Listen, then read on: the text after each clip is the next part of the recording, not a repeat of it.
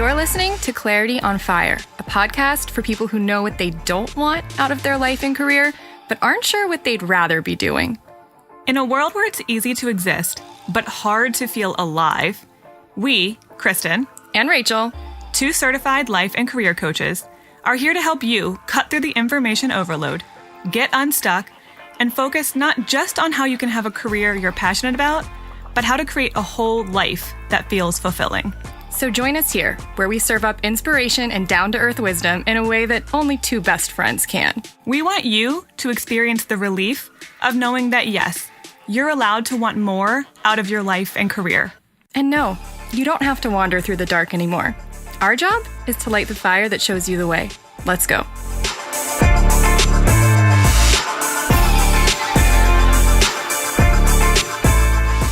Hey, Hello. this is our first side chat. And if you don't know what we're talking about, this comes from Clarity on Fire side chat. Yeah, You get it? You get it? I get it because I created it, but yeah. I think you were talking to them, not me. I was talking to them. Well, we've been doing side chats for a while, but we would just record them and put them on SoundCloud and then put them on our site. It was Yeah, they were just one-offs Yeah. that we would do in place of a blog sometimes, or in addition to a blog. So essentially, what a side chat is me and Rachel riffing on whatever topic we want to get into at the time. This one in particular, we have had so many conversations without being recorded that we were like, let's just record this. In fact, just before we hit record, we were talking about this very subject because there's so much we want to share. Yeah. So this is just, you get to hear a conversation between us as if we were just sitting on the couch or out to dinner. This is how we talk to each other all the time, Yeah. but about something that we think you want to hear about. Yeah, there's really no plan because we don't script these. That's the point. And it's usually about something that has been firing us up or just been constantly on our minds lately. So, oh boy, this one. I'm so excited for this. This is going to trigger people. And because I'm a little bit of a counterculture, like rebel, I like that it's going to trigger some of you. But it's also going to be what some of you have really, really been craving to hear without even knowing that you needed this. Any reaction you have to this is okay. And if you are uncomfortable by anything that this brings up, I would just let that sit and not shut down, maybe. Like, don't run away and don't say, oh my God, they must be wrong. I mean, maybe. You get to decide. We're open to But- other opinions. A lot of the time when we get triggered, it's because maybe there's some kernel of truth that we're uncomfortable looking at. And this is the type of thing that tends to bring that stuff up. So, And I also think for some of you, this is going to be a big relief. You're going to understand yourself a lot better. So let's get into it. okay. We're talking about... How to work like a woman in a world that doesn't want you to. Okay.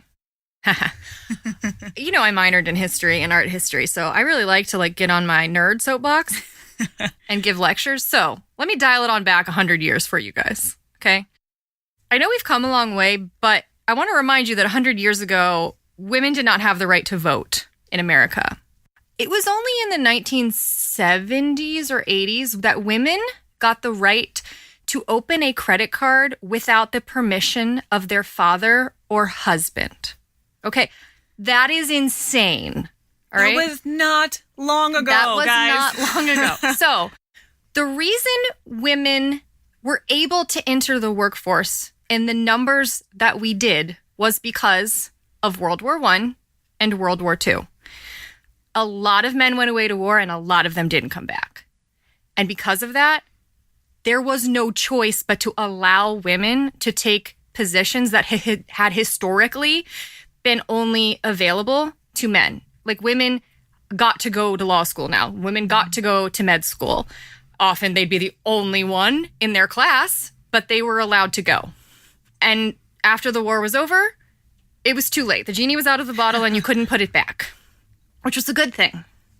And so the problem with this is, by the time women got the right to enter the workforce, the way in which we work as a culture, and I'm talking specifically about America, and like the Western first world, but I know that there are other people from other countries who might be listening to this and who can relate.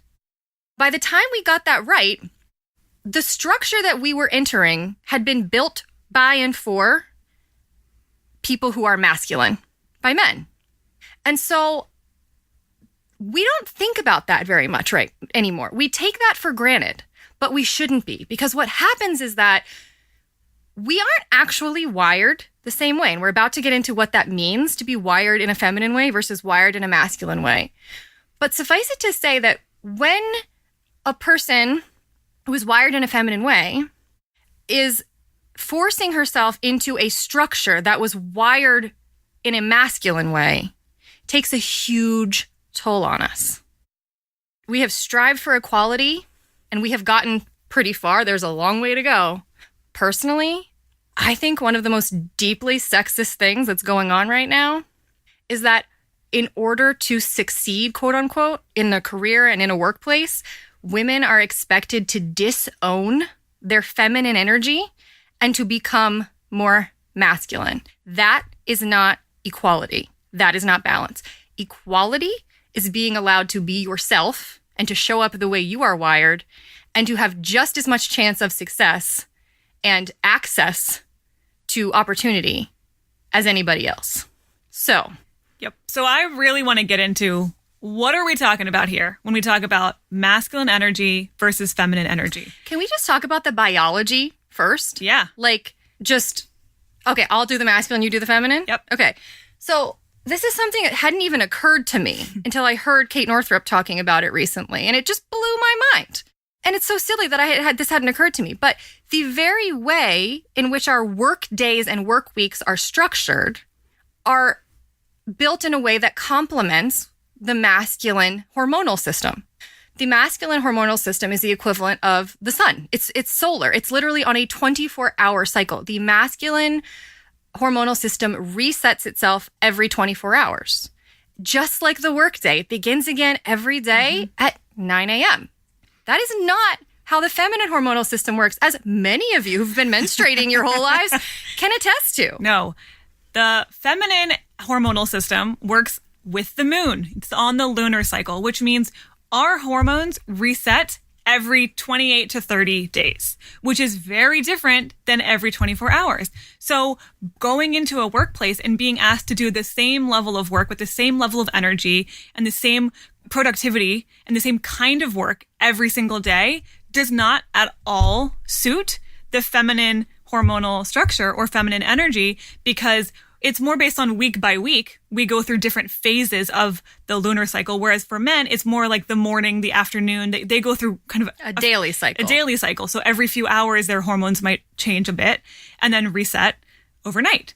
Ours do not do very different. And so that's one, I mean, that's just one. There's so many, but that's one big way how working does not line up with just feminine biology at the very core. And we're going to get into this later, but I just want to paint the picture that if the working world had been built by women for women, we would not have a 40-hour-a-week, Monday through Friday work schedule.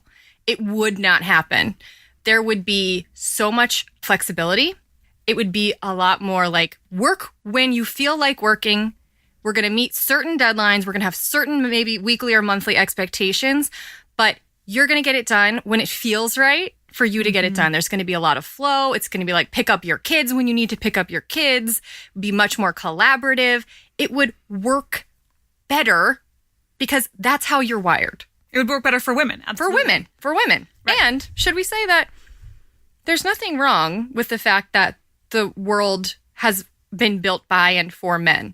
We're not trying to diss masculine. No. When we say this. Not at all. It makes sense that they built it this way because it's what works for them. And so they didn't even think about it. They just made something that works according to how they're wired. If the reverse had been true, women would have made something that works for their biology, for their hormonal system, for feminine energy, and men would have had a harder time coming into it. It's just a matter of who created it in the first place. So that's what we're talking about. And who's being expected to mold themselves to a system that may not actually be working for us. And there is nothing better or worse about masculine or feminine energy. They're equal, just like being an introvert or an extrovert, right? They have pros, they have cons, they have... And you're just born that way. It's just inherent to who you are. And so we don't want to put either one of these on a pedestal, but we want to show that there's been an imbalance. Yes. And we want to give you some ways of balancing yourself more and hopefully contributing to the balance of our whole society. So, shall we talk about what masculine energy and feminine energy actually mean? Because I think there's a lot of misconceptions. So let me just say, feminine energy does not mean pink and glittery and feather boas. No. We are not talking about how you look, okay? We're talking about something that's much deeper and more internal. Like we just said, it's similar to being an introvert or being an extrovert. This is something that's just how you're wired. You came in this way, and there's not really much you can do to change it. It's about working with how you're already wired instead of trying to force yourself to go against your nature. So masculine energy is, we're actually going to kind of read out of a little bit of a list here to describe the differences. So the counterbalances between aspects of the masculine and aspects of the feminine to give you an idea of what we're talking about here.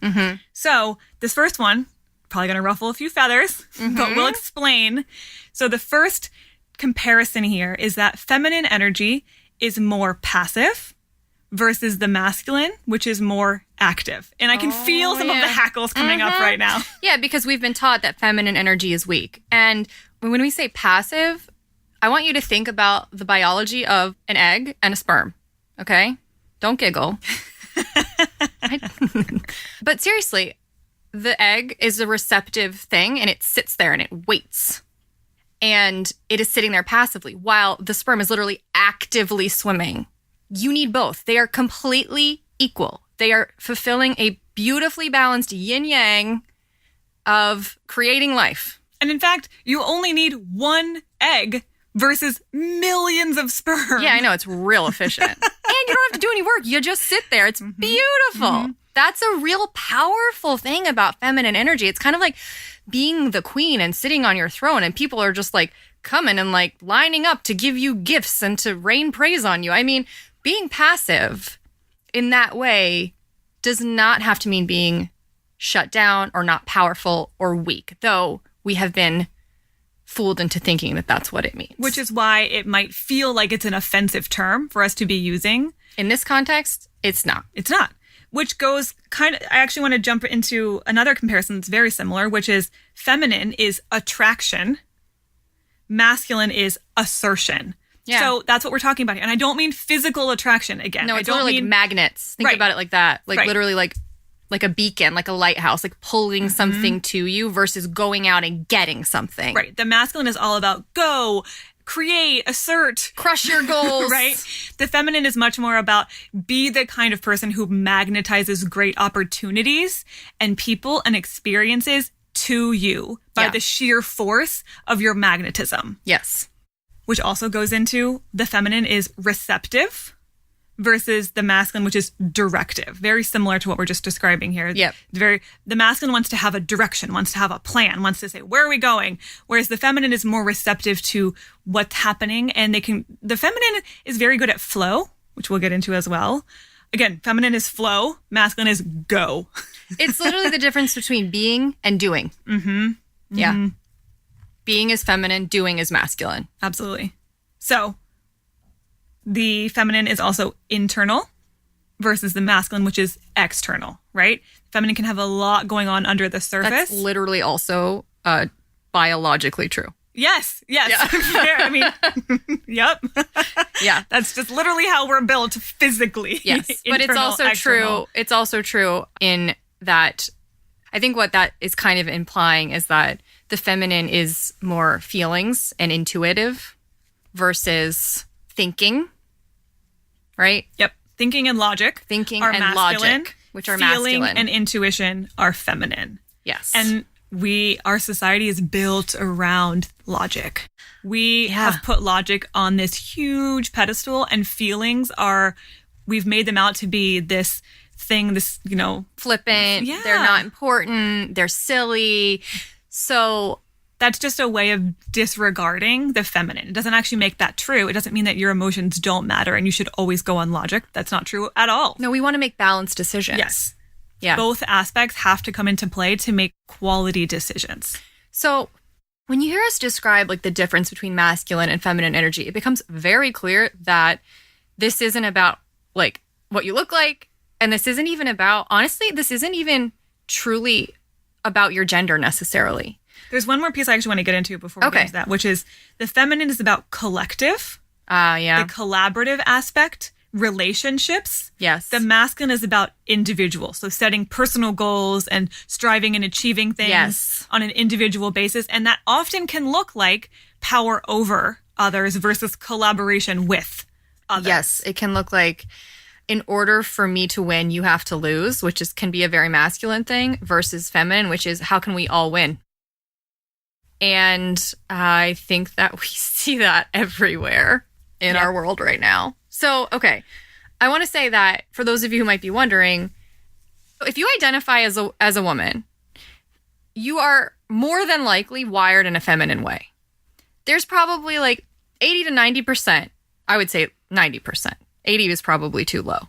90% of women are wired in a feminine way, and 90% of people who identify as men are wired in a masculine way. Now, keep in mind, this is a spectrum. It is on a spectrum. So being more feminine doesn't mean that you are 100% and you never can tap into masculine energy. We do it all the time.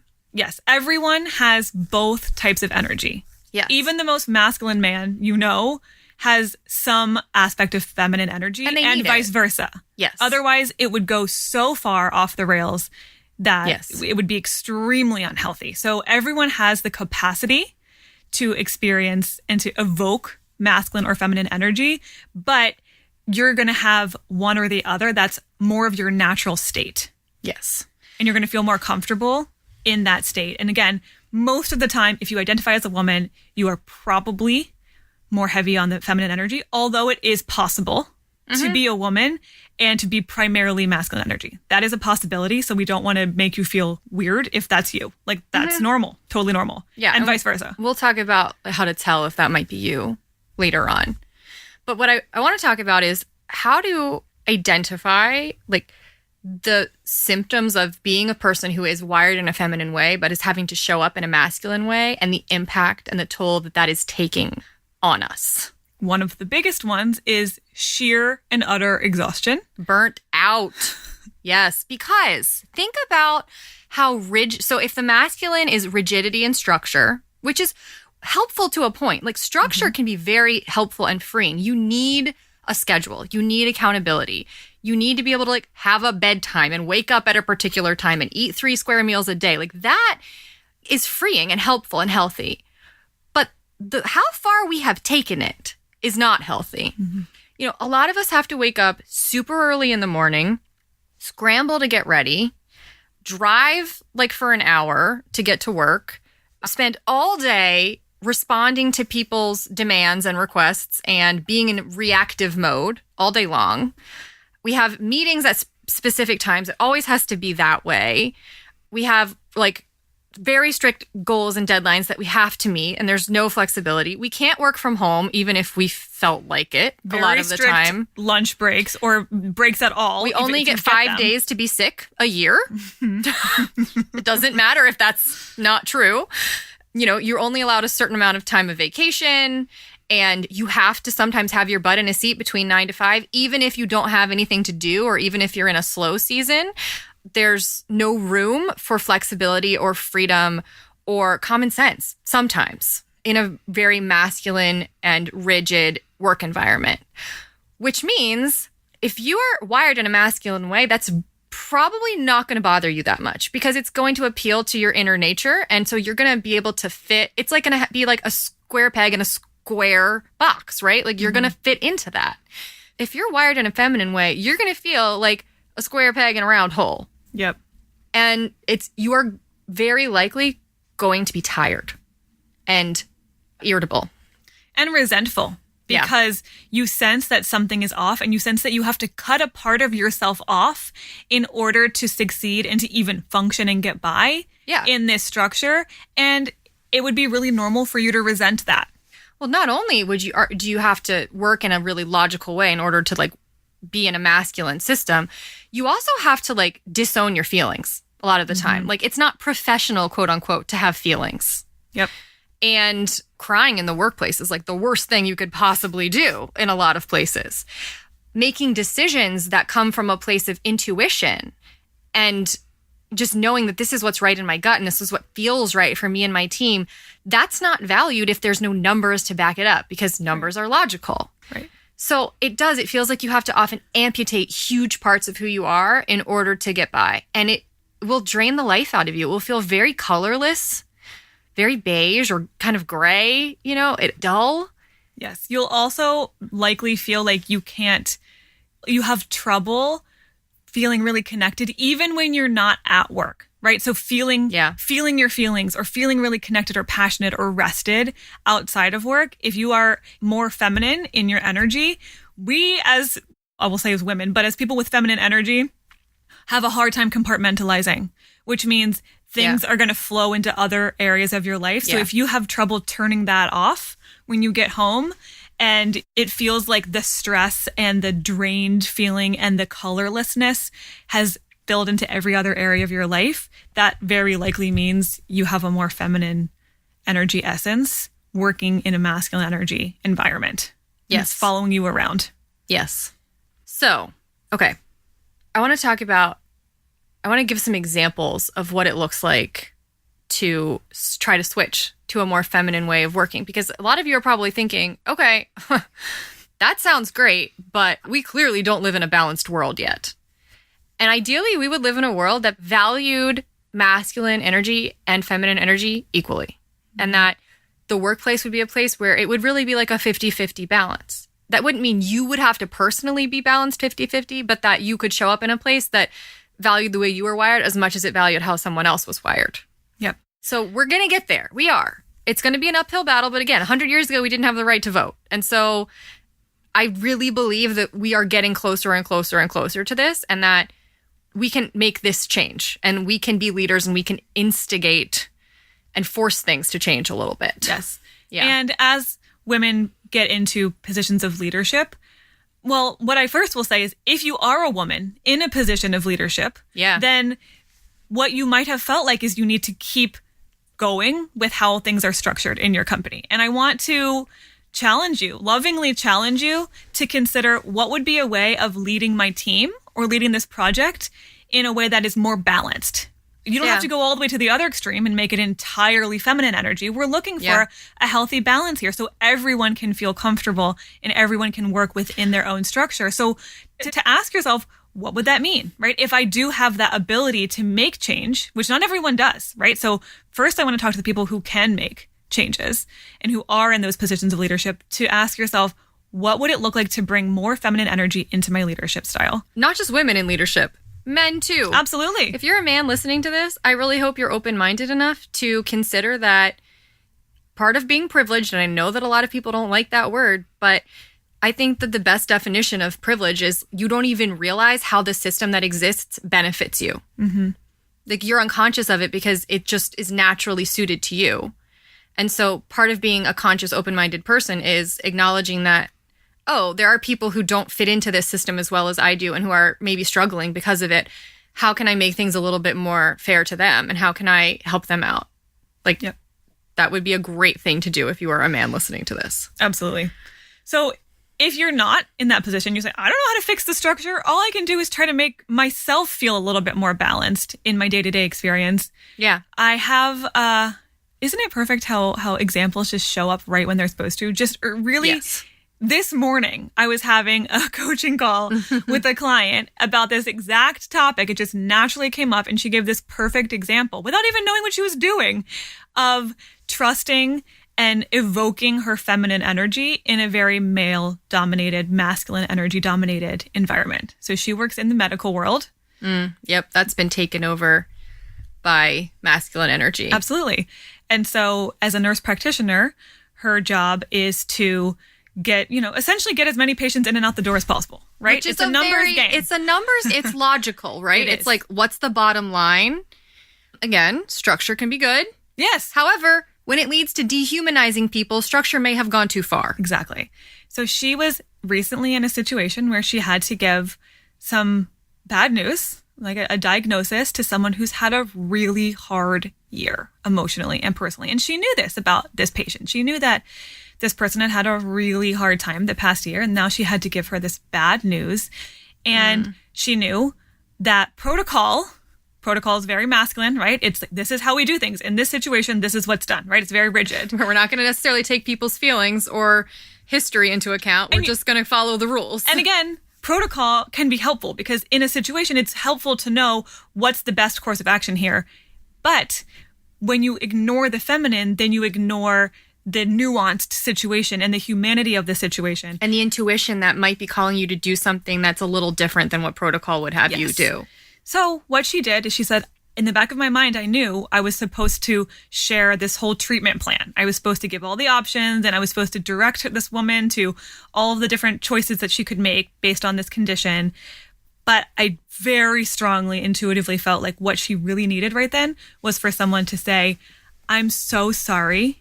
I know this is really terrible. I know you've had a really shitty year, and I'm sorry about this.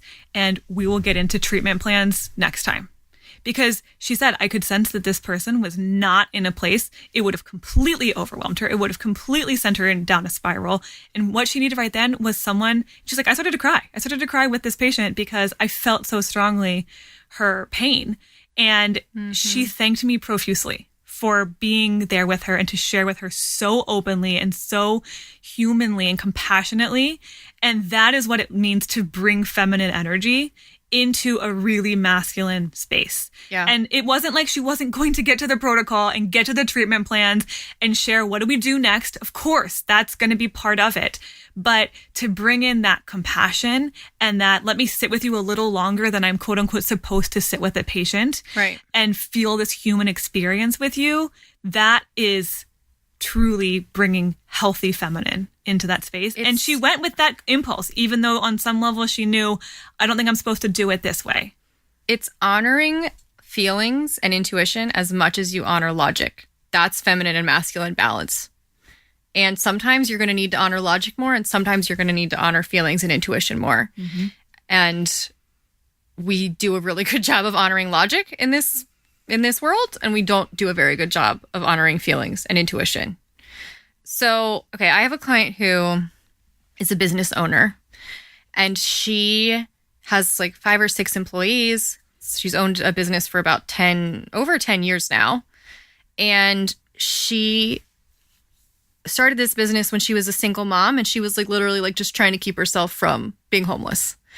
And so in order to survive, she had to very much get into like masculine mode, which is I have to take action. I have to build. I have to conquer. I have to get all of the money in order to provide for me and my kid.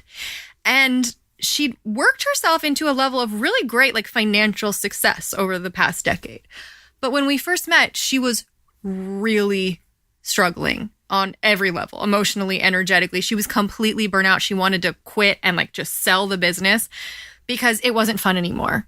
And because she was working all of the time. And when like busy seasons hit, she would just feel like I'm drowning in work and I'm not having any fun and I'm not enjoying myself. And this is the worst. But I feel like I don't know what else to do. I have so much work to do and I don't have enough time to do it in. Logic would tell me that I just have to work 12-hour days. I don't really have a choice. It doesn't make sense for me to do less work because then I'm going to make less money.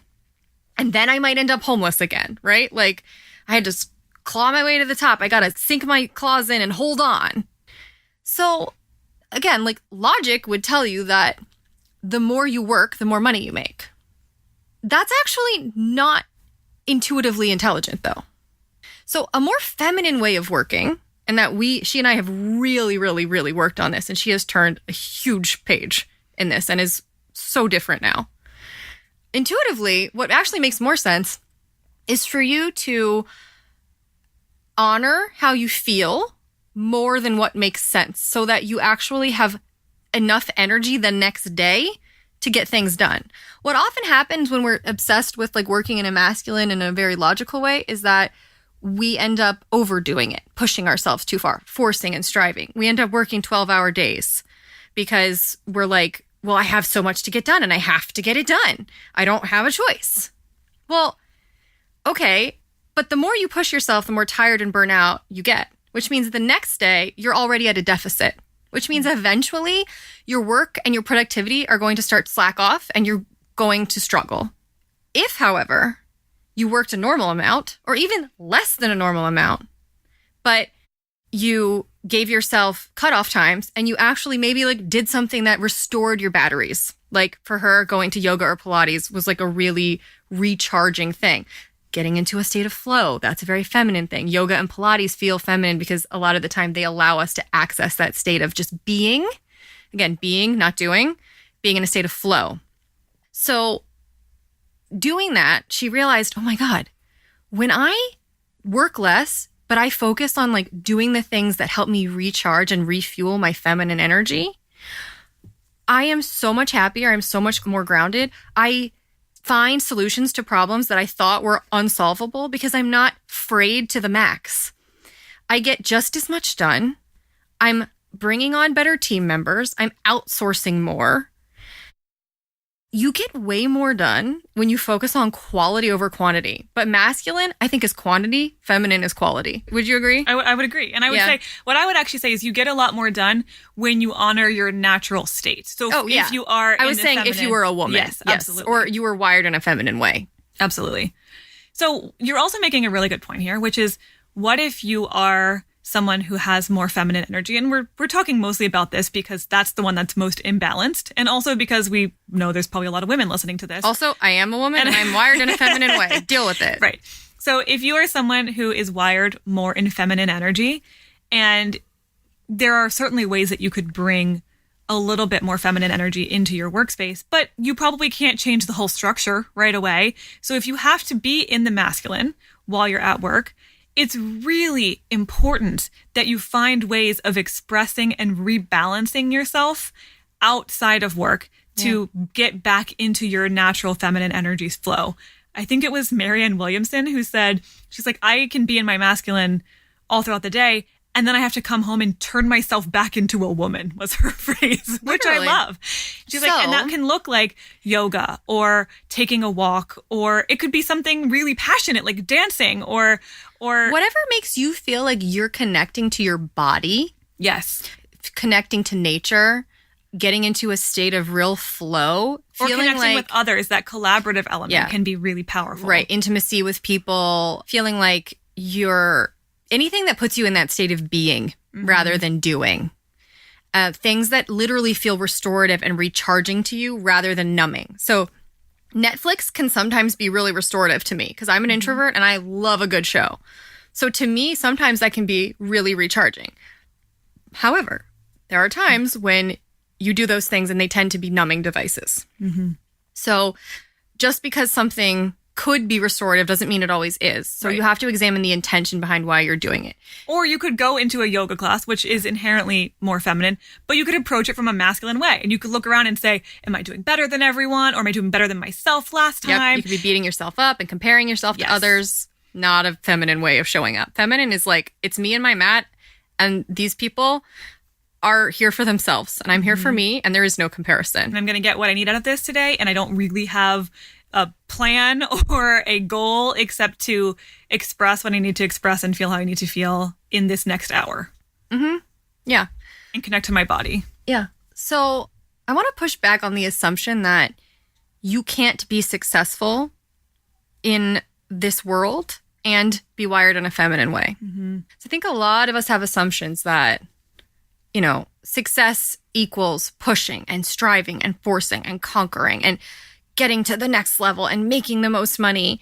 And you're never going to get anywhere in the world unless you assert yourself and you beat everybody else. And that isn't true. It can work. We've seen it work, but it is not the only model. And it's not even necessarily the healthiest model. No. Even for men, I would say. This is not necessarily the healthiest model. They need more feminine energy in the world and within themselves too. A lot of them. Yeah.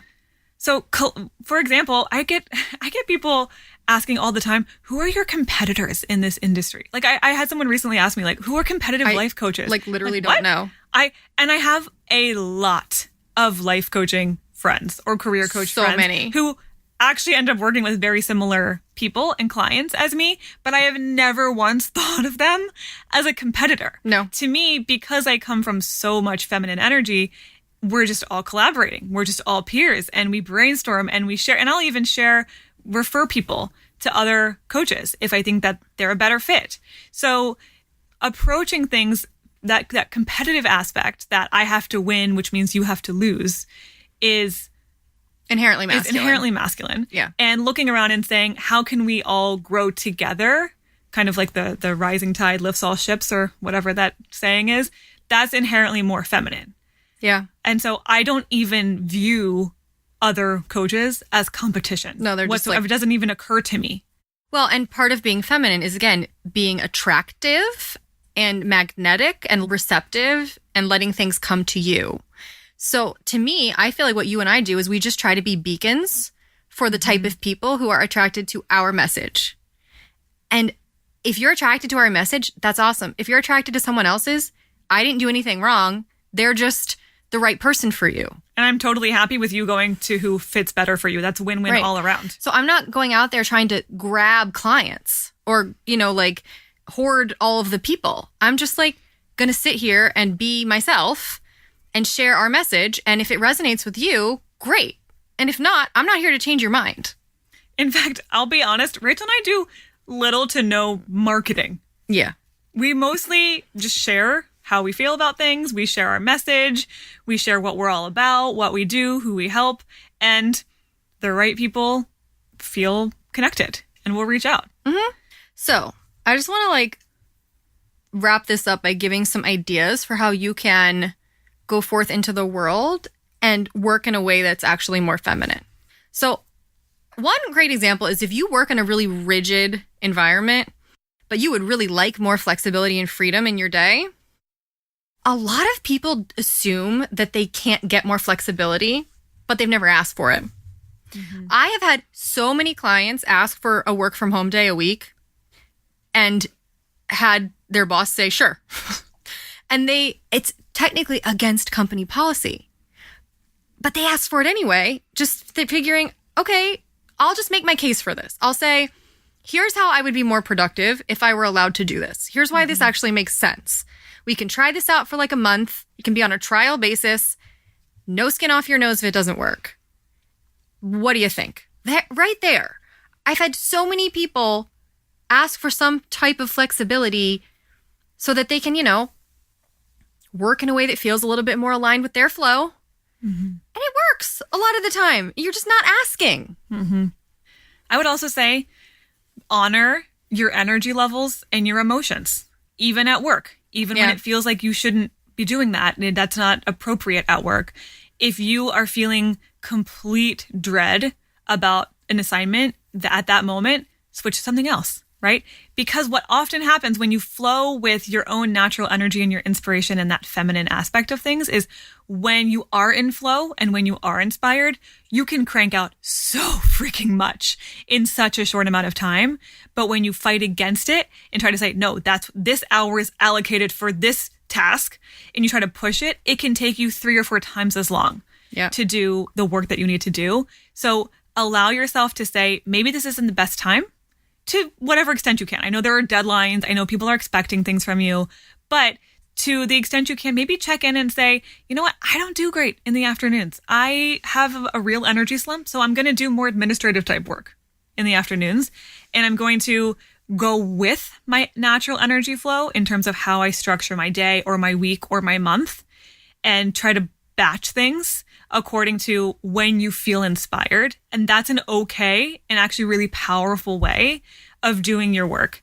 And you'll be way more productive when you stop trying to force results when you don't feel like it. Yes. You'll be so much happier and so much more productive when you allow your workday to reflect your energy flow. Yes.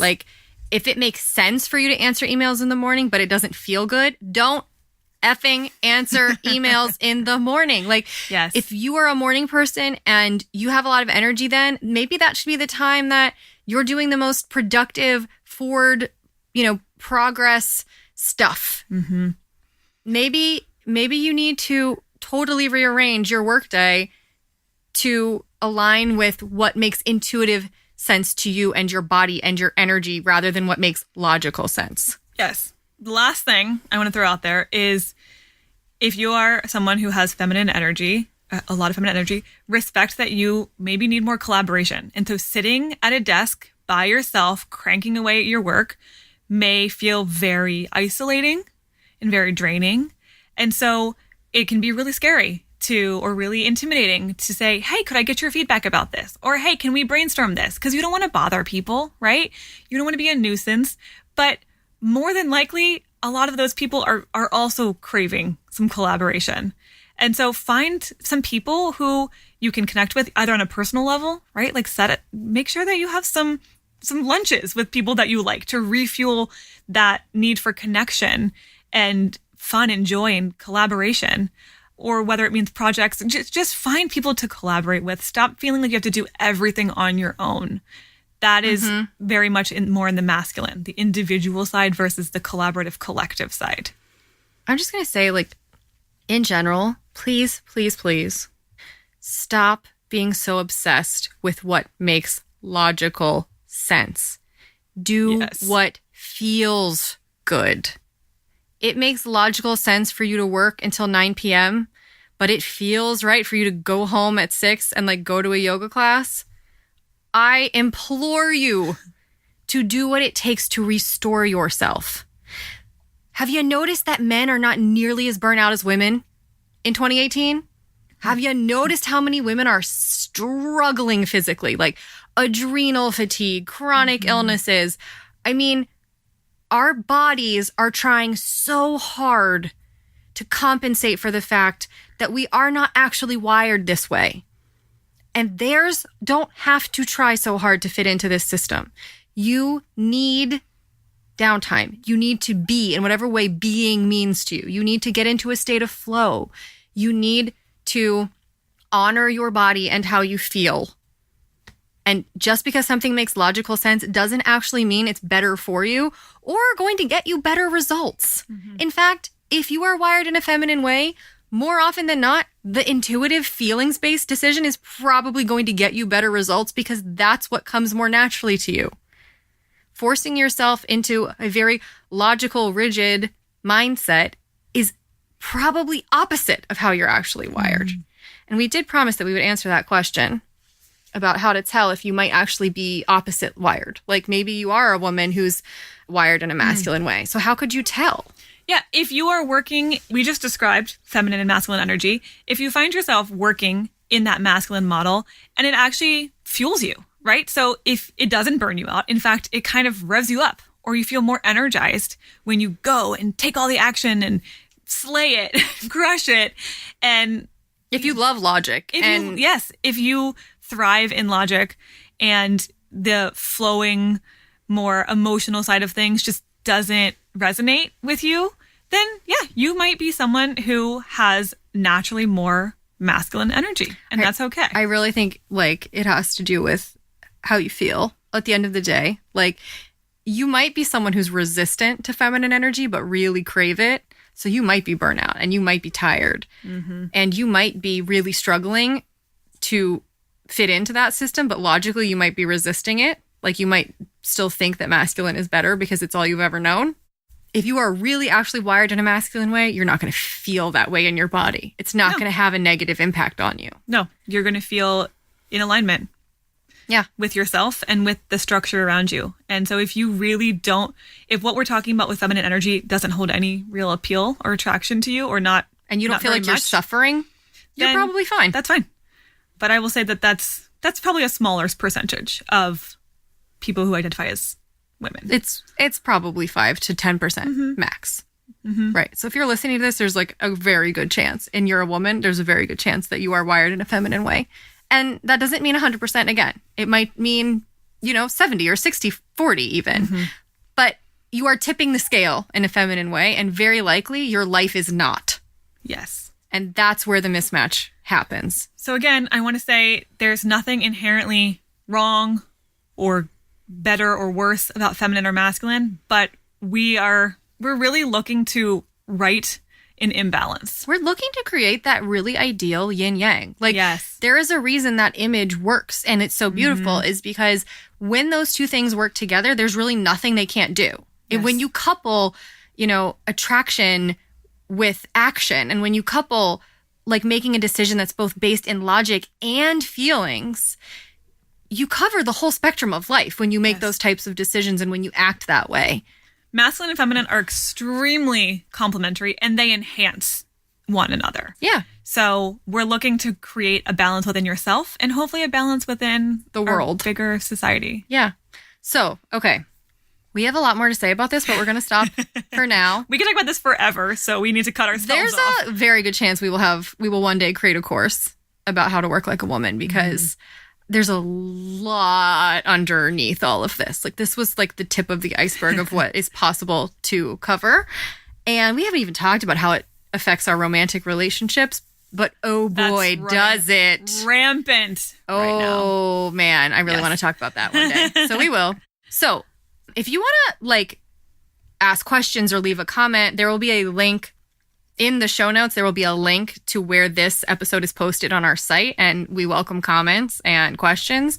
And we want to open this as a conversation. Yeah, absolutely. Because this is probably going to be new to some of you, and it's going to be triggering some thoughts and some observations within yourself. And we want to hold your hand as you try to adopt a new way of being, or maybe the original way of being that you have amputated up until now. Okay, so also, as we're wrapping up, I want to remind you that we are doing a free workshop on Friday, April 27th at 1 p.m. Eastern. There will be a replay. It's an hour-long workshop online, free, about passion profiles, a debrief about the 4 passion profiles, and then a Q&A with the audience where we answer your questions about your passion profile, how to live it out, how to, maybe job search according to it, or how to deal with a colleague who has a totally different passion profile than yours. Any questions are fair game. If you haven't taken it yet, the quiz, that is, go to clarityonfire.com, take the passion profile quiz. It won't take you very long. Take you 3 minutes. 11 multiple choice questions. Very fast. Yeah. And you'll get a PDF of your passion profile, which this is the first time you're hearing about it, it's the intersection between your career and your passion. And it's a quiz we created about, 4 years ago almost now. Yeah. It's been taken 300, 400,000 times at this point. A lot. Yes. And it's kind of the missing piece in people's search for meaning and purpose and fulfillment in their lives and career. And no one really talks about it. And it's really important. So we're going to get into it during that workshop. There will be a replay for those of you who can't make it live, but for those of you who can, you'll get to ask your questions of us. So if you subscribe to the podcast, if you give us a rating and a review, and then you take a screenshot of that review and email it to us before or by Tuesday, the 24th, then we will send you a link to register for that workshop. And you can email it to us at contact@clarityonfire.com. We'll also put that in the show notes so you don't have to remember it. But yeah, send us an email just to prove that you rated and reviewed it, and we'll make sure that you have the link for that workshop. Here's to working like women. Yeah? Yep. Okay. All right. Thanks, guys. Bye. Bye.